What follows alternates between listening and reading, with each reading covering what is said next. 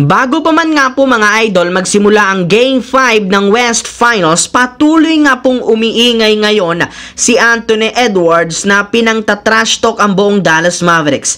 Ayon nga po dito, hindi nga daw dapat payagan ng Mavericks na bigyan pa sila ng pangalawang panalo sa kanilang serye, gayong kapag hinayaan nga sila nito, sigurado nga pong sasamantalahin na nila na mapuwersa ang Game 7. Pinangaasar na rin naman nga nito si Kyrie Irving since umasa nga ito na matatapos agad ng Mavericks ang kanilang serye sa 4 na laro, which is hindi nga nangyari. Kaya dahil nga sa pagiging maingay at mayabang ngayon ni Anthony Edwards, kinaiinisan na nga po siya ng mga fans ng Dallas. Ayon nga po sa mga ito, hinay-hinay nga po sa pakikipag-asaran kay Kyrie Irving, gayong baka makarma na naman ito katulad ng nangyari sa Game 1. Hindi rin naman nga biro magalit ang isang Kyrie Irving since nakita na nga niya ito sobrang agresibo sa pagtatala ng malaking numero sa home court pa yan ng Timberwolves. Mismong si Irving na rin naman ang nangako sa kanila at sa kanya mga fans na babawi siya next game at sisiguraduhin tatapusin na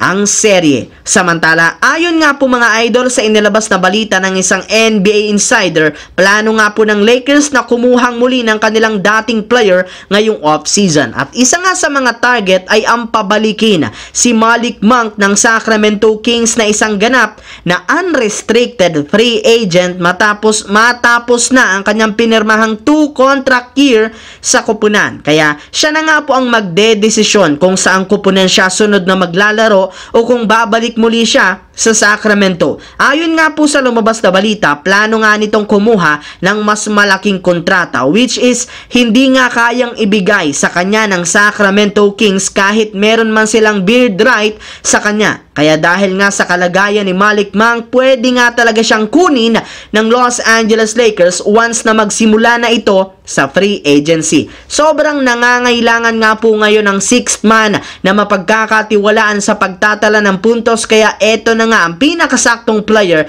na dapat nilang kunin sa lalong madaling panahon sa pag-average niya ng 15 points per game. Sa kabilang banda naman, dahil nga sa dalawang magkasunod na season ang nalalaglag ng mas maaga ang Warriors sa kanilang kampanya, mukhang natatauhan na ang kanilang front office. Sa katunayan, ayon nga po kay Anthony Slater ng The Athletic, na-realize na nga po ngayon nila na kailangan talagang kumuha ng isang bagong superstar na ipangtatandem kay Stephen Curry. Hindi na rin naman nga sapat pa ang lineup nila ngayon since halos lahat nga po ng mga kupunan patuloy na nag-i-improve. Kaya kailangan na rin naman nga po nilang makipagsabayan sa pagpapalakas. At isa nga sa mga paraan upang magawa nila ito ay ang pagkuha ng bagong superstar. As of today, wala pang ang malinaw na plano ang Warriors, ngunit isa ngang move ang kinukonsideran na nila na gawin ay ang pagkuha kay DeMar DeRozan mula sa Chicago Bulls gamit ang kanilang player na si Klay Thompson. Yes mga idol, magpapalitan lamang ang dalawang kupunan na ito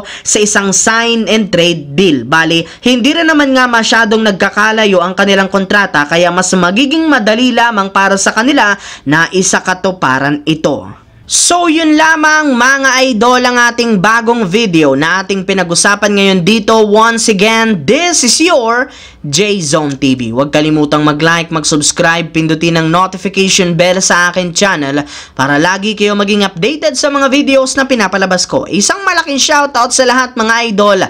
Maraming salamat po.